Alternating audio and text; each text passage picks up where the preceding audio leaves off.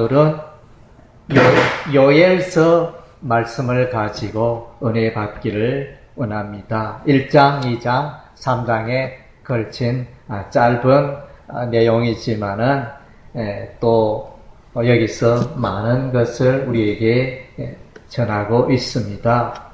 그래서 오늘의 설계 제목은 회개하라입니다.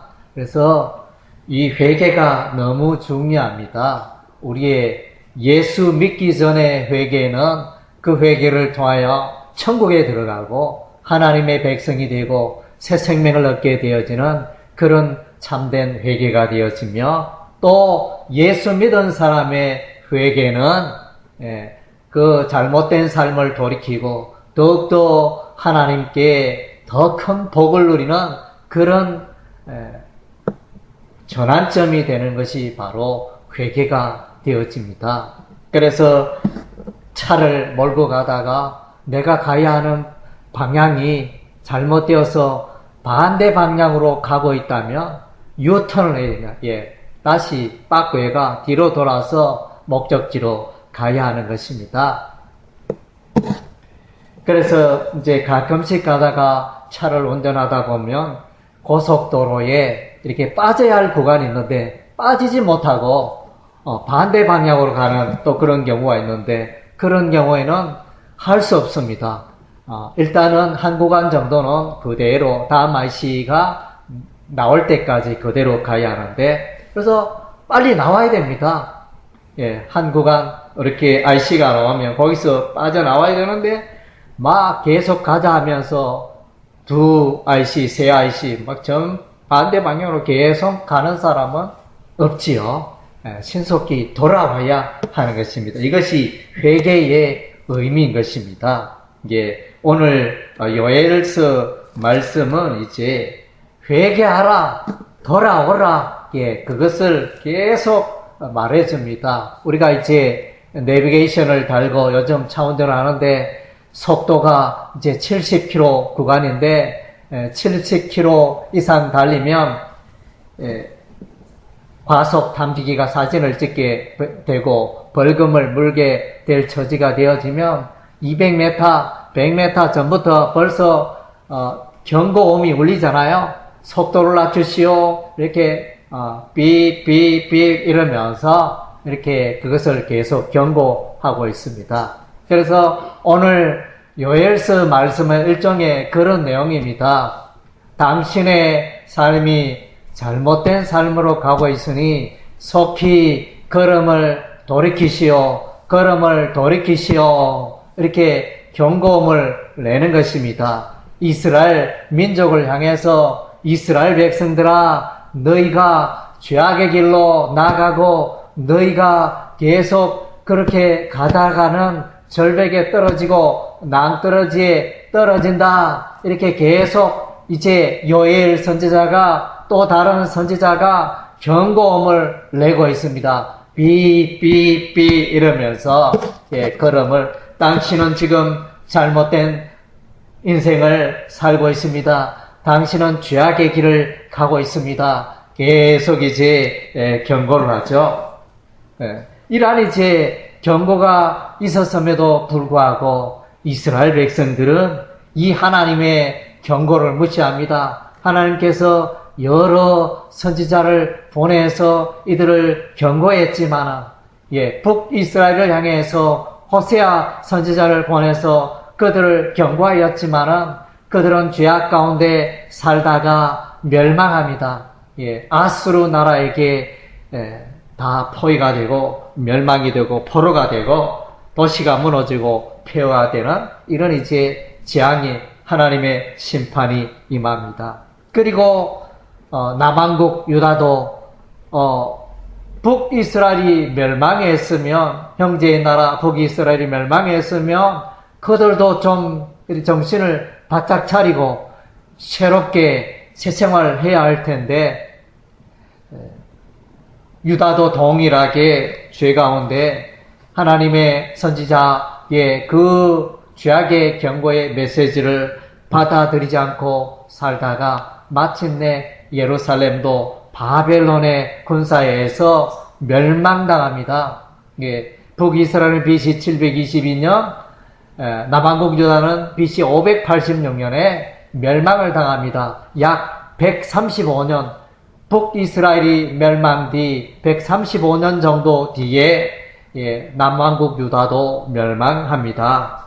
참으로 안타까운 일이 아닐 수 없습니다. 성경의 주제는 돌아오라입니다. 메시지는 돌아오라, 돌아오라. 예수 안 믿는 사람에게, 세상 사람들에게 돌아오라, 돌아오라. 그래서 그것을 계속 말씀해 주고 있습니다. 요나 선지자, 요나서에 보면 요나 선지자가 니느웨 성읍에 가서 하나님의 심판의 메시지를 외쳤을 때 니느웨 백성들이, 왕과 그 온 백성들이 회개하고 주께로 돌아오는 그런 장면이 일어납니다. 회개입니다.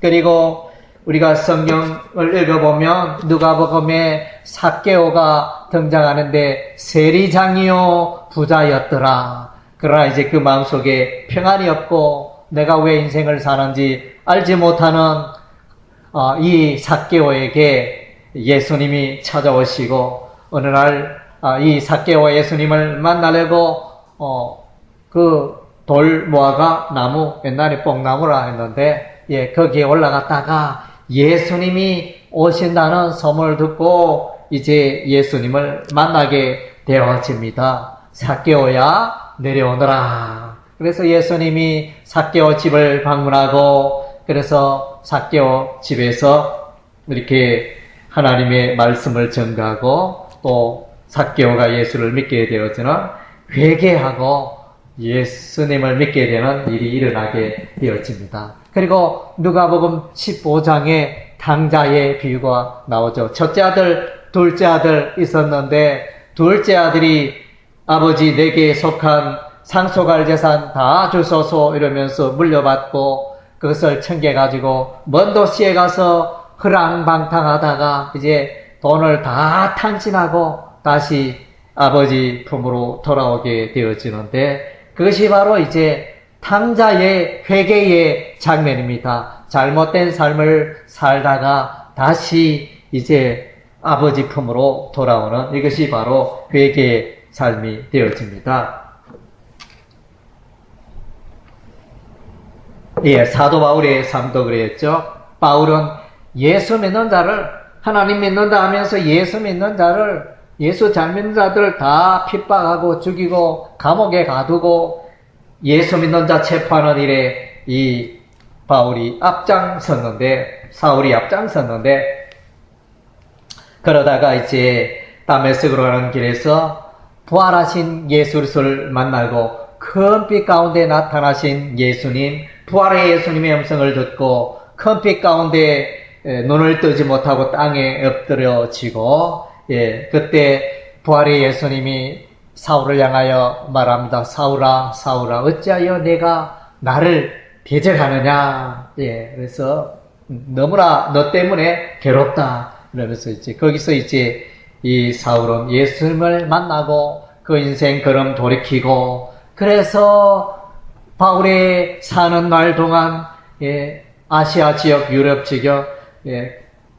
여러 지역, 여러 나라에 다니면서 많은 하나님의 교회를 세우고 또 신약에 약 13권에 가까운 그런 이제 많은 성경을 기록하는 위대한 삶을 살았던 것입니다. 회개하고, 회개라는 것은 이제 예수님을 만나는 사건입니다. 불신자가 회개하는 것은 분명히 예수님을 만나고 체험하는 거듭난 그 사건을 말합니다.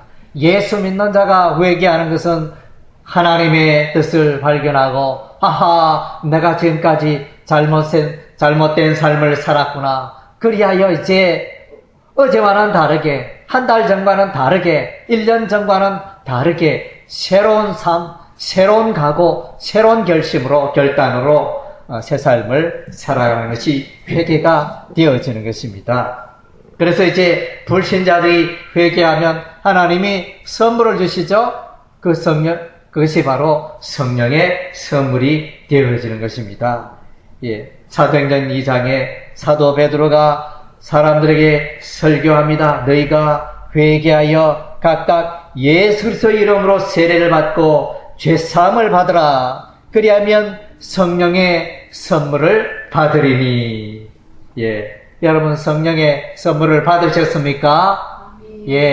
여러분 다 예수 믿고 성령의 선물을 받으신 줄로 믿습니다. 믿는 자에게 자신의 죄악을 회개하고 진실로 예수를 믿는 자 그 심령에 성령께서 임재하시는 것입니다.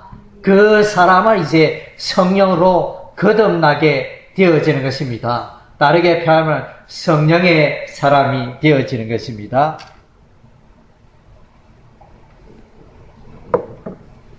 그래서 회개하라, 회개하라. 회개하라 이 말은 이제 죄가 있다는 것입니다. 이스라엘 백성들이 죄 가운데 살고 있다는 것입니다. 하나님은 죄악을 싫어하십니다. 미워하십니다. 하나님은 빛 가운데 계시기 때문에 어둠 가운데, 죄악 가운데 살고 있는 그 백성을, 사람들을 미워하십니다. 그래서 하나님이 가장 싫어하는 죄악 중에 하나는 우상을 섬기고 하나님을 떠나서 바알 신을 섬기고 아세라 신을 섬기고 금오소 신을 섬기고 하늘의 태양신을 섬기고 하늘의 별신을 섬기고 잡다한 신을 섬기는 거 하나님이 너무너무 싫어하십니다. 그리고 이제 우리 하나님께서는 시내 산에서 십계명과 율법을 백성들에게 주셨는데 그 율법의 말씀 따라 살기를 원하셨는데 그 율법의 말씀과 관계없이 죄악 가운데 사는 것 하나님이 미워하십니다. 요엘서 말씀에 보니까 이스라엘 백성들의 죄 때문에 고생하는 피조물이 있습니다. 포도나무도 고생하고 무화과나무도 고생하고 석류나무, 대추나무, 사과나무도 고생하고 곤충도 고생하고 가축, 채소와 곡식 이 모든 것이 이제 말라 비틀게 되고 이렇게 제대로 자라지 못한 열매도 없고 이런 일들이 일어나게 되어집니다. 하나님께서는 이제 죄를 그만두지 않습니다. 지금은 죄를 그만두는 것, 하나님이 죄를 모르고 계시는 것 같을지라도 하나님은 다 알고 계십니다. 때가 되면 심판하십니다. 세상 사람들도 하나님이 어디 계시냐, 예수님이 어디 재림하시느냐, 이렇게 예수 믿는 자들을, 세상 사람들을 비웃지만 때가 되면 마지막 날에 정말에 예수님이 오시고 반드시 그 불신자들을, 예수 믿지 않는 자들을, 죄 가운데 살아가는 자들을 심판하시겠다, 죄악의 형벌로 이끄시겠다 분명히 약속해 주고 있습니다. 우리는 이것을 잊지 말아야 하는 것입니다. 하나님께서 하나님의 심판이 반드시 있는데 그 심판에 대해서는 그 예비적 경고가 있습니다.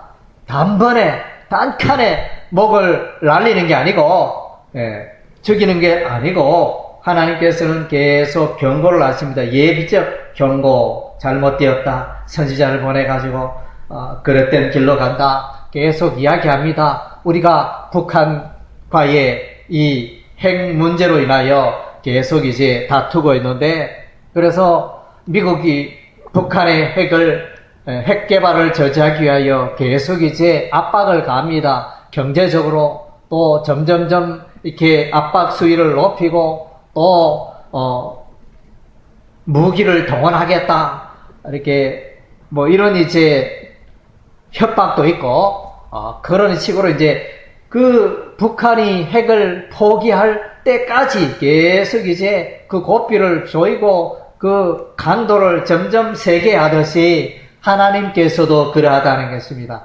하나님께서도 죄인을, 또 그 죄악의 민족과 그 백성을 고삐를 조금씩 그렇게 바짝바짝 조여 가신다는 것입니다. 그래서 지혜로운 사람은, 또 기도 가운데 깨어있는 사람은 아하, 내가 잘못 살고 있구나. 아하, 내가 죄 가운데 살고 있구나. 내가 나의 삶 가운데 어려운 일, 힘든 일, 또 이런 일 일어나면 하나님께서 내게 주시는 경고와 사인이 있는가 보다. 이러면서 자신의 삶을 돌아보며 죄악에서 신속히 돌이키는 사람들이 있는가 하면 그런 하나님의 경고적, 예비적 그 경고를 무시하고 계속 우둔하게, 미련하게 그렇게 나아가다가 하나님의 심판을 받게 되어지는 것입니다. 요엘서 1장 2절에 보니까 늙은 자들아 너희는 이것을 들을지어다 땅의 모든 검이나 너희는 귀를 기울일지어다 너희의 날이나 너희의 열조의 날에 이런 일이 있었느냐? 이렇게 묻습니다. 뭡니까?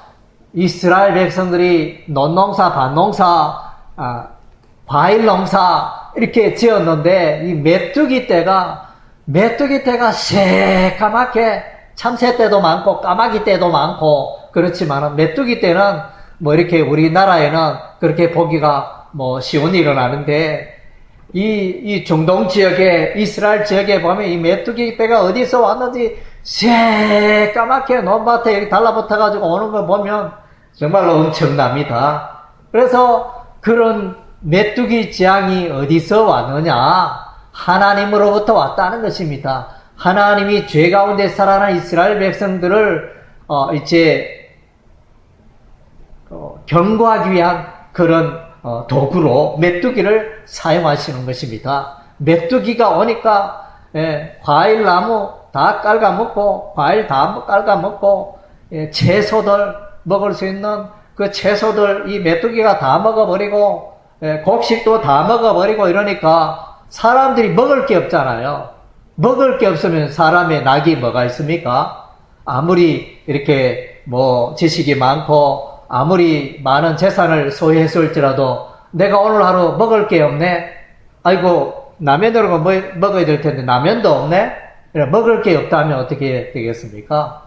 이게 먹거리가 떨어지니까 고생하잖아요. 요즘 계란에 뭡니까? 하여튼 독한 그 농약 성분 이런 것들이 있어서 유해 성분이 있어서 계란을 반납하고 온 나라가 덜썩덜썩하고 유럽에서 먼저 덜썩덜썩했죠.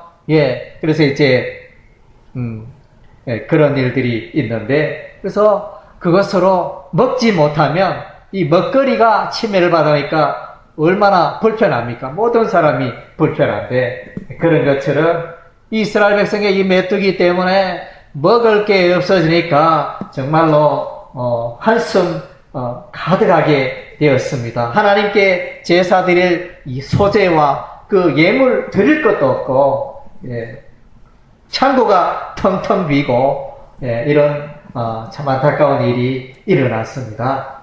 그래서 하나님께서 메뚜기 재앙을 보내신 것에 백성들아 이것이 우연히 어쩌다가 일어난 자연현상이냐? 하나님께서 너에게 벌 주시려고 그렇게 이와 같은 이변들을 보내셨다. 자연의 현상이지만은 이것을 하나님이 주시는 경고적 의미로 하나님의 심판이다. 하나님의 가벼운 징계다. 이렇게 해석을 했다는 것입니다. 누가? 요엘 선지자가 하나님의 사람은 똑같은 자연 재앙을 가지고 이것을 하나님의 경고적 의미로 해석을 하는 것입니다. 그리고 이제 오늘날도 이제 지진이 많잖아요. 많은 지진들, 중국에도 지진이라고 요즘은 이제 지진의 규모가 점점 세워지는데 종말이 가까웠다. 우리 주님 오실 때가 가까웠다. 이렇게 우리가 또 해석할 수가 있습니다. 예수님 오시기 전에 처처에 기근과 지진이 있으리라. 예수님이 말씀했잖아요. 그리고 이제 전쟁의 위험, 북한의 핵이 개발되므로 이 동북아시아, 아시아 지역에 서로 또 이제 무기를 개발하는 이제 그런 일들도 일어나게 될 것입니다. 그리고 이제 오늘날 한국에 보면 이게 예수님께서 말세에 거짓 선생, 거짓 선지자, 이단들이 많이 일어난다 그랬는데, 오늘날 우리 한국에도 보면 이단들이 거짓 선지자가 많이 일어나자요. 자칭 내가 예수다. 예, 문선명도 예수라 그랬죠. 또 수많은 사람들이 자칭 예수라 하는 사람이 또 성령 보혜사다 이렇게 말하고 하나님의 아들 예수다 뭐 이렇게 말하는 사람도 있고 다양한 어떤 이단들이 등장하는데 그래서 우리가 깨어 있어야 할 것입니다. 그래서 성경의 말씀을 제대로 정통 가운데 잘 전해야 할 텐데 성경을 그릇되게 해석하여 그릇된 길로 인도하는 그런 이제 이단의 세력들이 있지 않습니까? 우리 주변에 정통의 성경 해석보다는 그릇되게 해석하는 여호와 증인, 하나님의 교회, 신천지 이런 세력들이 정통 교회를 흔들고 그렇게 하는 그런 시대에 우리가 살고 있지 않습니까? 그래서 우리가 신구약 성경의 말씀을 연구하고 하나님의 말씀에 정통해야 할 필요가 있다는 것입니다. 이 진리의 말씀에 서지 않으면 우리의 삶이 또 끌려다니게 되고 속게 되고 잘못된 신앙생활을 할 수 있다는 것입니다. 그래서 메뚜기 재앙 이것이 참 예사롭지가 않다. 백성들아 하나님의 징계다 이렇게 말씀합니다. 요엘서에 보면 이 메뚜기가 날아가는 때를 지어 날아가는 이것은 마치 장차 북쪽에서 바벨론 군대가 예루살렘을 무너뜨리고 북쪽에 또 아수르가 북이스라엘을 멸망시킨 것과 유사하다. 그래서 메뚜기 재앙이 곧 사람들의 바벨론 강한 군대의 그 모습을 묘사하고 있다. 메뚜기가 성에 기어오고 메뚜기가 지붕 위에 올라가고 그런 이제 여러 모습들을 메뚜기 이빨이 사자와 같이 사자 이빨처럼 강하다 이렇게 비유하고 다 먹어치우고 이렇게 하는 이 모습이 바로 바벨론 북쪽 군대 바벨론 군대하여 예루살렘이 둘러싸이고 예루살렘이 멸망당하는 그런 것을 미리 보여주는 예고적이고 환상적으로 이렇게 미리 보여주는 그런 장면이 되어집니다. 이스라엘 백성들은 대대로 보면 북쪽 군대에 의해서 고통을 받았습니다. 먼저는 이제 북쪽 군대 아수르 군대에 의해서 고통을 당했고 또 이제 이어서 바벨론 군대에 의해서 고통을 받았고 또 이어서 바벨론이 멸망하고 나서는 이제 메데 바사 세력에 의해서 또 고통을 받고 또 이제 헬라 제국 그리스 헬라 제국에 의해서 알렉산더 대왕이 세운 헬라 제국에 의해서 고통을 받기도 하고 또 헬라 제국이 네 나라로 나눠졌는데 그 가운데 또 셀루쿠스 왕조 수리아 왕국에 의해서 또 이스라엘이 고통을 받습니다. 그리고 나중에 이제 로마 나라에 의해서 로마가 강대국에 의해서 로마의 디도 장군에 의해서 AD 70년에 예루살렘 성이 멸망당하지 않습니까? 그렇게 하여 이제 북쪽 군대에 의해서 이스라엘이 괴롭힘을 당하고 예루살렘이 멸망을 당하고 그것을 예고적으로 메뚜기 재앙을 통하여 보여주시는 것입니다. 그래서 요엘 선지자는 백성들아 회개하라 여호와께로 돌아올지어다 금식 기도하며 예통하고 옷을 찢지 말고 마음을 찢으라. 우리는 옷을 찢는다는 건 뭡니까? 형식적으로는 뭔가 하는 것 같은데 형식적으로는 뭔가 하는 것 같은 마음은 여전히 그대로예요.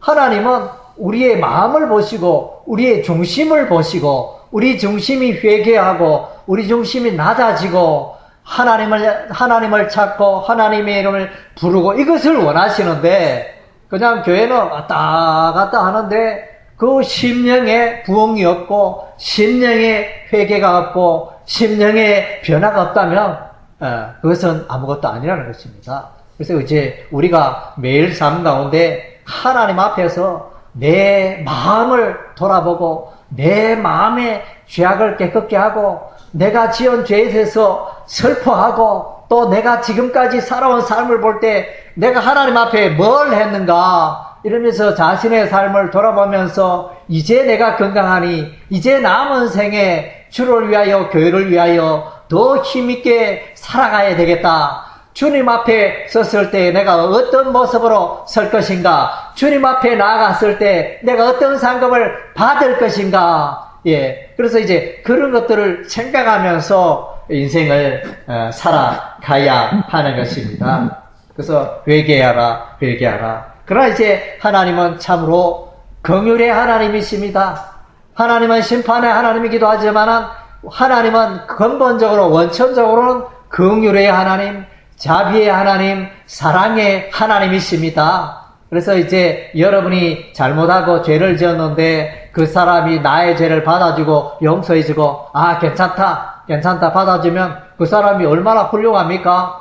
그런 사람 우리가 만나보기 쉽지 않잖아요. 주변에 보면 내가 잘못한 그 사람도 나를 때리고 또 나에게 벌을 가하고 참 이런 것이 허다합니다. 이렇게 보면 내가 잘하면 상대방도 잘하는 거는 이제 원리인데, 사회적 원리인데, 내가 못했는데, 내가 잘못하고 내가 죄를 지었는데도 상대방이 나에게 사랑을 베푼다면 그 사람이 얼마나 훌륭한 사람입니까? 그런 사람이 여러분 가까이 있다면 참 복인 것입니다. 그러나 이제 우리가 돌아보면 그런 사람들 참 만나지 않습니다. 왜?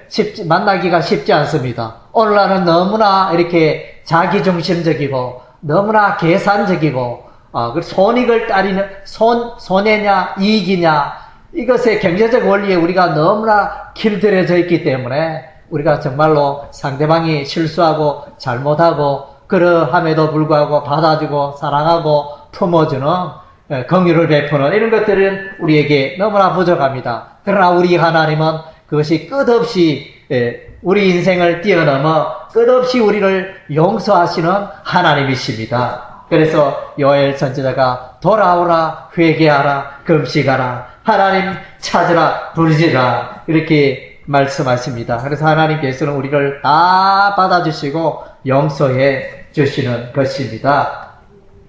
앞부분에는 심판을 말합니다. 예, 하나님의 심판은 이제 메뚜기 재앙으로 심판이 임하고 또 가뭄으로 비가 오지 않으므로 3년 동안 비가 안 오면 어떻게 되겠습니까? 한 해 동안 우리가 한 석 달, 넉 달 비가 안 온다면 우리가 정말로 다들 저수지에 물이 다 마르고 온통 걱정되고 채소 물가가 막 뛰어오르고 그런 일이 한 3개월, 4개월 비 안 오면 그런 일이 일어납니다. 그런데 몇 년을 비가 안 오면 어떻게 되겠습니까? 그래서 메뚜기 재앙이 오고 가뭄이 딱딱 와서 땅이 거북동 터지듯이 딱딱 갈라지고 정말로 어디 하나 물 찾기가 참 어려운 그런 재앙이 온다면 어떻겠습니까?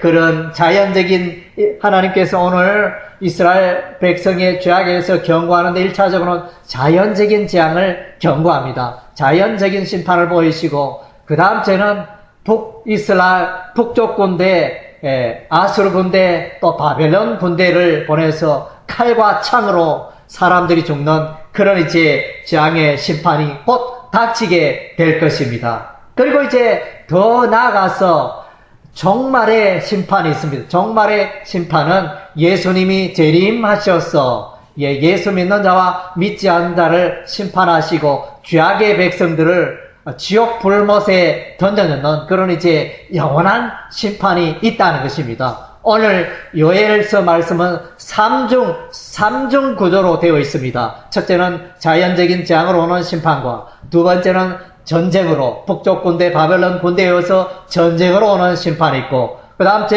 여호사밧 골짜기에서 이제 하나님께서 예수님께서 재림하셔서 심판하시는 종말의 심판 이렇게 삼중 구조로 나와 있는 것이 바로 오늘 요엘서 말씀이 되어집니다. 그래서 감으로서 농사 지을 수 없습니다. 강에도 바짝 말랐고 저수지도 바짝 말랐고 깊은 계곡에도 물이 바짝 말랐고, 예, 그래서 우리가 이제 통상 여름날에 한 달만 비 안 오면 보통 여산에는 계곡에가 물이 없습니다.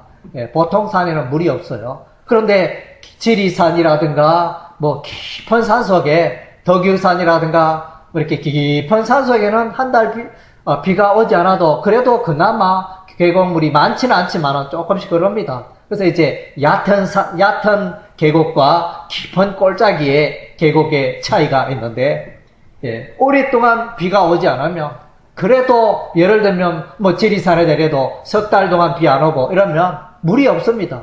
예, 그런데 이 이스라엘 백성들이 회개하면 어떤 일이 일어나느냐?